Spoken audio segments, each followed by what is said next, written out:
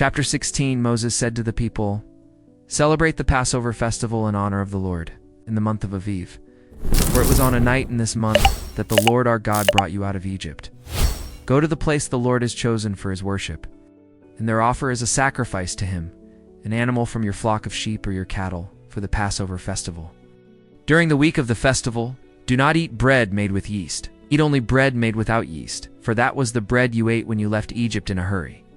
It is this bread, called the bread of suffering, that you shall eat during the festival, so that you never forget the day you came out of Egypt. Kill the animals at sunset, for it was at that time that you came out of Egypt.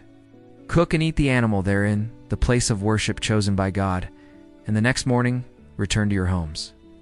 During the 7 days of the festival, no one in the whole land shall have yeast in their house. You, your sons and your daughters, your male and female slaves, and the Levites, the foreigners, the orphans, and the widows who live in the towns where you dwell. And on the 7th day there shall be a special assembly in honor of the Lord our God. On that day you shall not work. Be glad and rejoice, for the Lord will give you good harvests and bless everything you do. But each one must bring an offering according to the blessings that the Lord our God has given him. They shall judge everyone with justice and honesty. They shall not be unjust in their decisions. Bribes blind the eyes of the wise and make the honest give unjust decisions. Be honest. These are the 3 times in the year when every Israelite man must appear before God in the place he is chosen for his worship. When you build an altar to worship the Lord God, do not place near it a sacred pole or a pillar of the god ball. The Lord our God hates these pagan idols. Offer to him whatever you wish, according to the blessings God has given you. Do not forget that you were slaves in Egypt. Obey faithfully these laws. And in the presence of God, in the place he has chosen for his worship, all shall celebrate and rejoice. And the animal that was killed on the first day of the festival shall be eaten that night, and nothing shall remain for the next day. The animals offered in sacrifice at Passover must be killed in one place only, that is, in the place of worship chosen by the Lord our God. In no other place in the land that God is giving you shall you kill the animals. For the 6 following days, only bread without yeast may be eaten. 7 weeks after you begin to harvest the grain, celebrate the harvest festival in honor of the Lord our God. You, your sons and your daughters, your male and female slaves and the Levites, the foreigners, the orphans, and the widows who live in the towns where you dwell. After separating the grain from the straw and pressing out all the grapes, celebrate the festival of shelters for 7 days. Everyone must celebrate joyfully. Celebrate for 7 days in honor of the Lord our God, in the place he has chosen for his worship. The festival of Passover, the festival of harvest, and the festival of shelters. And no one shall appear before God empty-handed. In the towns that the Lord our God gives you, you shall choose judges and other officials for each tribe. They shall treat everyone equally and not accept bribes. Always do what is right, so that you may live and take possession of the land that the Lord our God is giving you. Chapter 17. Do not offer in sacrifice to the Lord our God a bull or a sheep that has defects. God hates this. It may happen that in one of the cities that the Lord our God is giving you, a man or a woman sins against God and breaks the covenant made with him, that is, worships other gods, or the sun, or the moon, or the stars, thus disobeying God's law. If you hear that someone is doing this, examine the case carefully. If it is proven that in fact such a serious sin has been committed among the people of Israel, take the guilty person, whether man or woman, outside the city and kill them with stones. But there must be at least 2 witnesses for someone to be sentenced to death. No one can be killed if there is only 1 witness. The king must not have many horses in his army, and shall not send men to Egypt to buy horses. For the Lord has already told you that you must never go back to Egypt. He shall keep that copy and read the law every day of his life, so that he may learn to fear the Lord our God and always faithfully obey all the laws and commandments.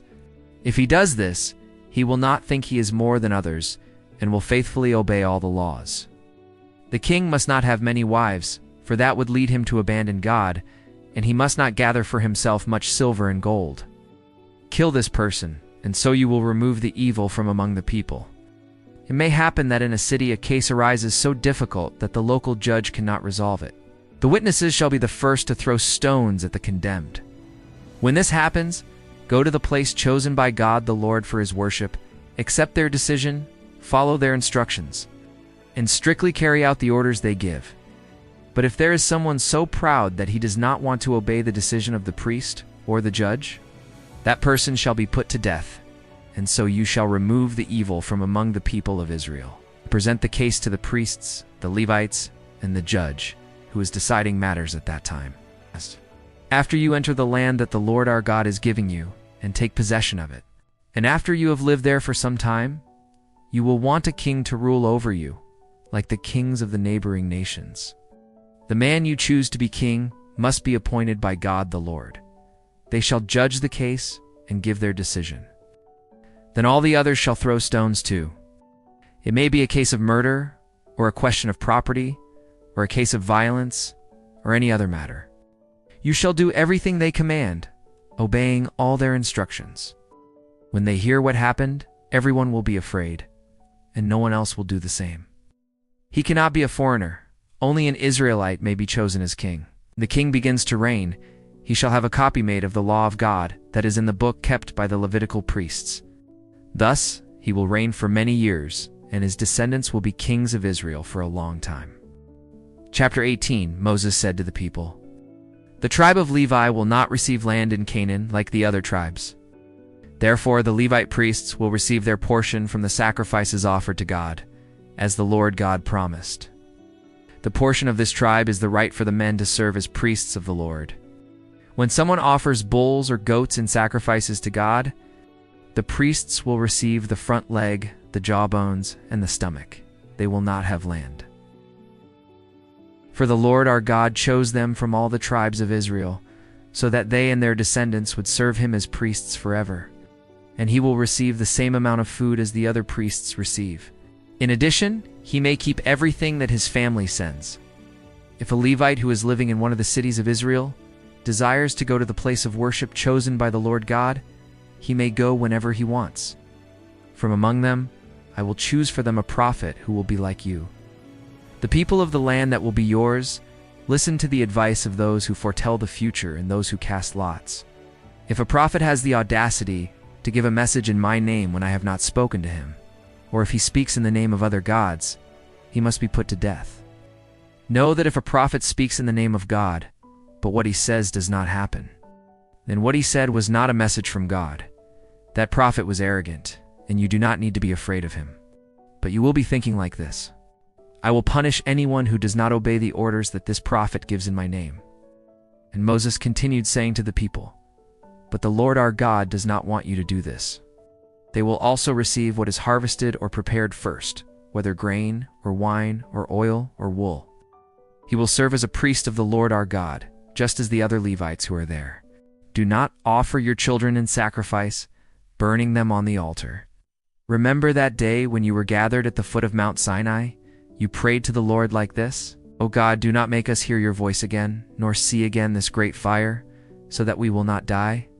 The Lord God hates those who practice such disgusting things. And for this very reason, he is driving out those nations from the land while you are taking possession of it. In all things, be faithful to the Lord our God. Do not allow fortune tellers or those who cast lots among the people. When you take possession of the land that the Lord our God is giving you, do not imitate the disgusting customs of the people there. Do not tolerate sorcerers, or those who perform spells, or those who call upon the spirits of the dead. Moses said to the people, From among you God will choose a prophet who will be like me, and you will listen to him. Then the Lord said to me, That request of the people is right. I will give that prophet my message, and he will tell the people everything I command. The Lord also said, How will we know if what the prophet says is not a message from God, the Lord?